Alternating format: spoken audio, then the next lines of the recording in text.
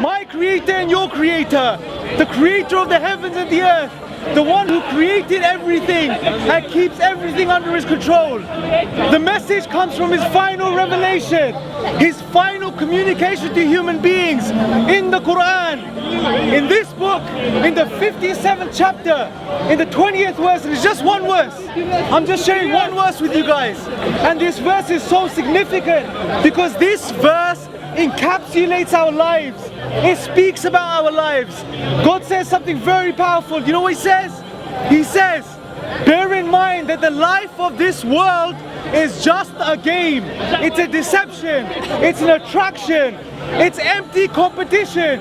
It's competing to see who has more wealth. It's competing to see who has more children. It's competing to see who has more possessions. And this is the reality. People, this is the reality. We wake up every morning. We wake up and we go back to the rat race. We go back to the 9 to 5. We go back to our works to do what? To make more money. To make more money. To buy more things. And God is telling us this. And then, and listen to this, and then he gives us a powerful analogy. This is one of the most beautiful analogies. Really pay attention. Listen to what he says. He says the parable of this life is like the plants which sprout, which grow when rain falls on them, and the plants that flourish. Imagine, just before summer, you buy some seeds, you plant the seeds in the ground, and as the rain falls and summer comes, the sun shines, these seeds sprout, the plants come out of the ground, and the plants flourish, and they open up, and you see the petals in all of their varying colors, and they're beautiful.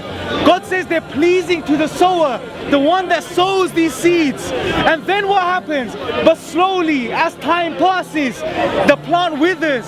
God says it shrinks, it shrivels, it dries, it becomes yellow, and the wind comes and dissipates the plant, and it disappears as if it never existed. Brothers and sisters and friends, this is the reality of life. This analogy applies to our life, not only with what's within our lives, but of our lives. Let me give you an example. Think about this. You want to buy something. Say you want to buy a Lamborghini, yeah? The American dream. You want to buy a big car, a Lamborghini or a Ferrari. You work hard to buy this car. You finally end up with the money you need to buy this car. You buy the car. The first day or 2 days, it's pleasing, it's amazing. You're surprised, you can't get enough of it. You keep looking at it. You're so chuffed. You have that dream car. But a couple of weeks later, a couple of days later maybe, a couple of months later, it's just a car. It's just a piece of metal. And then you want another car, maybe the Bugatti. You want another car. Maybe a car made of gold next. We keep wanting things, and this is the reality. That desire you had for that car shrivels. It dissipates. It disappears. And that applies to our life too.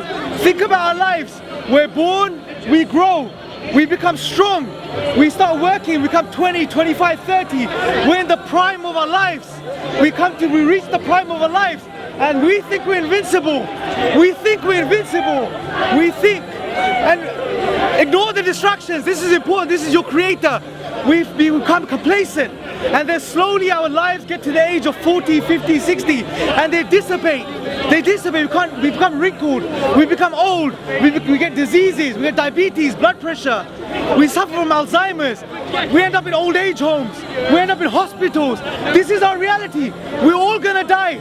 And there's gonna be a means to our death. Something's gonna happen to us which leads to our death. Either blood pressure, either diabetes, or either some other disease. Maybe a heart attack. Maybe a heart attack. But we're all gonna die. Our lives shrivel too. And back to that analogy, God is telling you, reflect over your lives.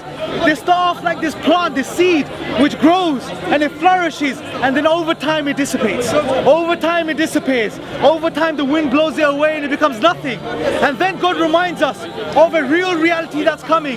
The reality of the hereafter. God says, there is a terrible punishment coming. There is a terrible punishment coming for those who reject the Creator, for those who turn away from the Creator, for those who make this life, make their desires their God. Make their desires their God. I don't want to worship God. I'm a free person. I want to go drink. I want to go fornicate. I want to do all of these things. I want to fulfill my desires. God's telling you there is a punishment for these people, but at the same time, God says there is a forgiveness and acceptance from God. There's an acceptance from God for those who turn to God, for those who wake up, for those who realize what their purpose is, who wake up to their true purpose, who realize that there was a point I never existed. There was a point I never existed. 20, 30, 40 years ago, maybe 50 years ago, none of us existed. There was a point. There was a point, and this is, I'll address you, madam. There was a point where we were a drop of fluid. We were a drop of fluid, every single one of us.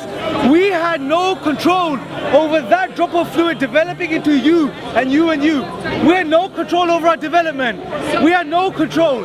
God created us, He sustained us, He grew us. So God is telling us, those who turn back to Him and worship Him and realize reality, realize that this life is a distraction, realize this life is temporary, realize that we're going to go back to Him. For them, there's eternal paradise, there's peace, there's tranquility. And God finishes this verse. And this is just one verse. This is just one verse. God finishes by reminding us again. He says, remember, the world of this life is just an illusory pleasure. It's a distraction. There's nothing real about it. And your lives are a testament to this. Your lives are a testament. Think about it. Think about your own lives, every single one of you. Throughout life, we want things, we want material things. As children, we cry for toys. As children, we cry for toys and sweets. When we get older, we want to get married and have friends. And when we get older, we want houses, we want cars. We want to feel settled, we want to feel established. We want that high-paying job. But when we get these things, it's empty. A few weeks or months later, we want something else. And then we want something else. And this is the reality of all of our lives. This is the reality of all of our lives. We're never satisfied. Why? Because God tells us in this book, and I end on this, He tells us why He created us. He created us to worship Him. He created us to turn back to Him.